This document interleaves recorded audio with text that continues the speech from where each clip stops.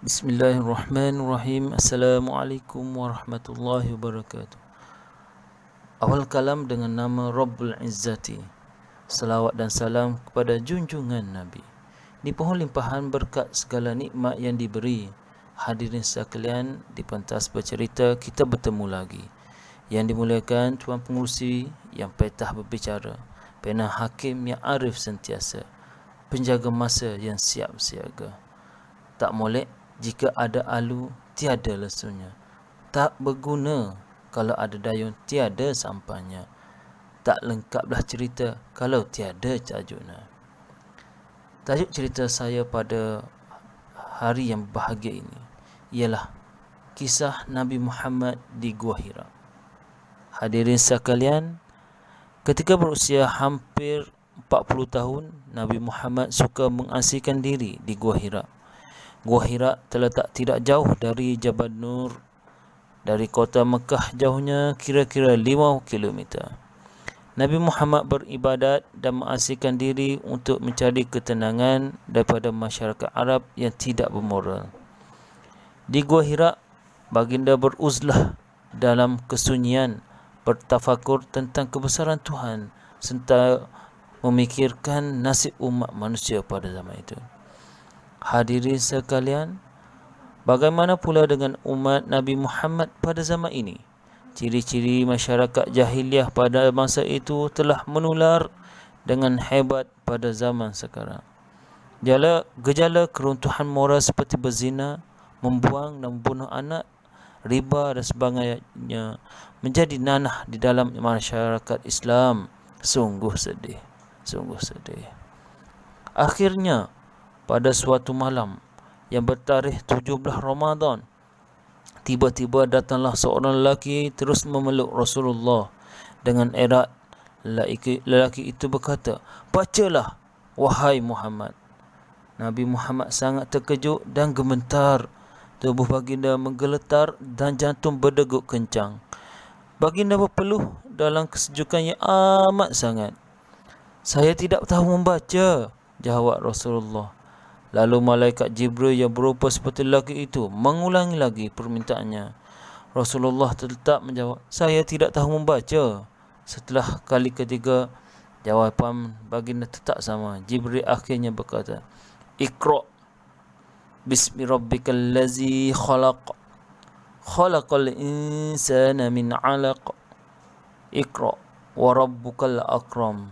Alladzi 'allama bil qalam. 'Allamal insana ma lam ya'lam." Yang bermaksud, bacalah dengan menyebut nama Tuhanmu yang menciptakan manusia dari segumpal darah.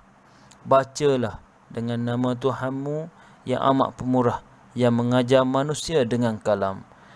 Dia mengajarkan kepada manusia apa yang tidak diketahui. Surah Al-Alaq ayat 1 hingga 5.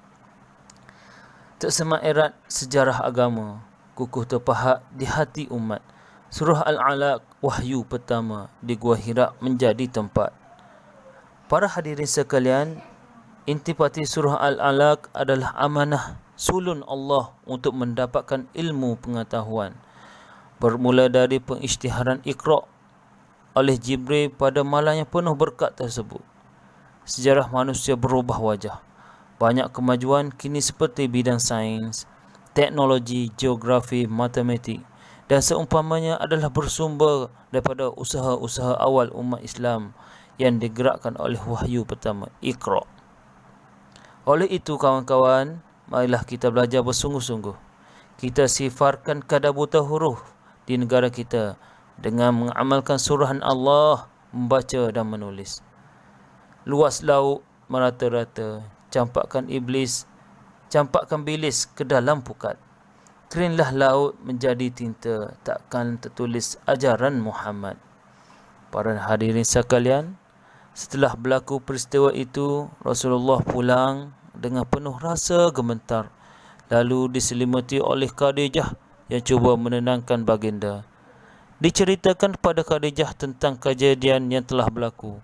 Lalu Khadijah berkata, "Gembiralah, tenangkanlah hatimu wahai Muhammad. Demi Tuhan yang menjadikan diriku, Allah tidak sekali-kali akan menghinamu. engkaulah sesungguhnya selama ini menghubungkan silaturahim, menjalankan amanah, melaksanakan tanggungjawab, memuliakan tetamu, mengembalikan hak-hak kepada tuannya, dan kaulah orang yang sentiasa bercakap benar. Kata-kata lemah lembut dan manis, inilah yang membuatkan hati baginda tenang. Sifat isteri solehah dan keibuan Ummul Mukminin Sayyidatina Khadijah Khuwailid adalah contoh terbaik ibu mithali yang mempunyai sifat seperti amanah, lemah lembut, cerdas, dermawan dan menjaga rahsia. Allah berfirman yang bermaksud wanita solehah adalah mereka yang taat lagi memelihara diri ketika suaminya tidak ada, kerana Allah telah memelihara mereka. Surah An-Nisa ayat 34. Para hadirin dan sahabat sekalian, Siti Khadijah meminta izin kepada suaminya untuk mengajukan persoalan kepada sepupunya iaitu Warqah bin Naufal. Warqah bin Naufal seorang yang alim dan berpegang dengan tauhid. Setelah diceritakan peristiwa yang berlaku, Warqah pun berkata, "Demi Tuhan, sesungguhnya engkau adalah Nabi kepada umat ini. Sesungguhnya jika aku masih hidup dan di waktu itu orang-orang memusuhimu, nescaya akulah orang yang pertama menolongmu." Mendengar kata-kata Warqah, tenanglah hati Siti Khadijah. Suaminya adalah pesuruh Allah, Tuhan sekalian alam. Rasulullah mula berdakwah secara sulit selama 3 tahun di kalangan keluarga baginda. Bacalah, sebutlah dengan nama Tuhan yang menciptakan segala kejadian di dunia. Bacalah, tulislah dengan pena wahyu yang diutuskan, kisahlah kebenaran untuk insan. Nun di sana indahnya pelita, sambil berjalan cahaya tersebar. Akhir kata tamatlah cerita, ambil pengajaran, jadikan iktibar.